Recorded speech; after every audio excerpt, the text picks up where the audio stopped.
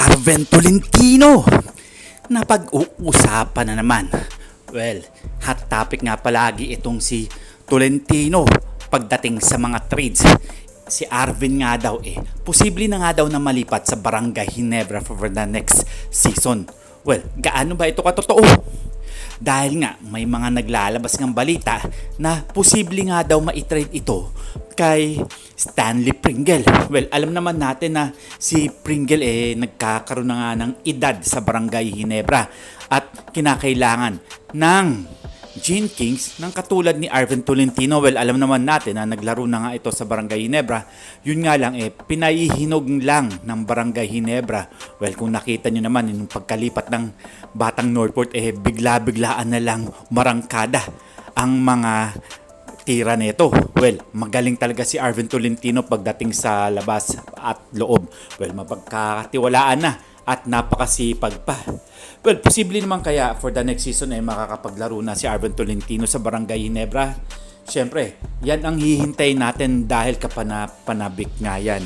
Hindi rin natin alam kung magkakatotoo to o hindi. Well, depende na lang sa mga nakikinig yan. Kayo na ang humusga na sana nga malipat na sa Barangay Ginebra itong si Arven Tolentino. Kung magbabawas man ang Ginebra ng mga nagkakaroon na ng edad, okay lang yun. At least, nagiging bata at fresh pa ang mga player ng Barangay Ginebra. Well, mga pare ko, dumako tayo sa ibang koponan na pag-uusapan nga sa social media. Ito ngang si Mikey Williams. Marami-rami na nga naglalabas na balita na si Williams nga daw hindi na daw interesado na maglaro sa PBA o syempre sa kanyang mother team na TNT Katropa.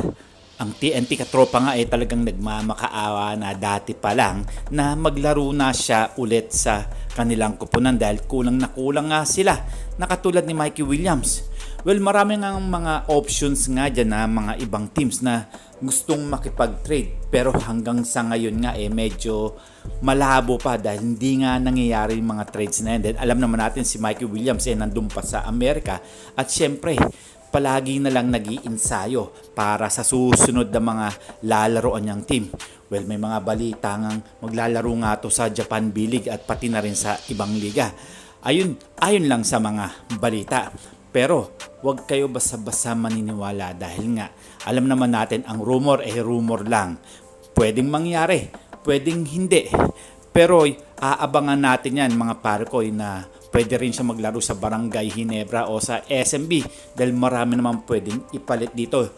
Well, yun nga lang, kailangan ready ang ibang koponan dito dahil nga may attitude problem itong si Mikey Williams. Well, pera-pera lang.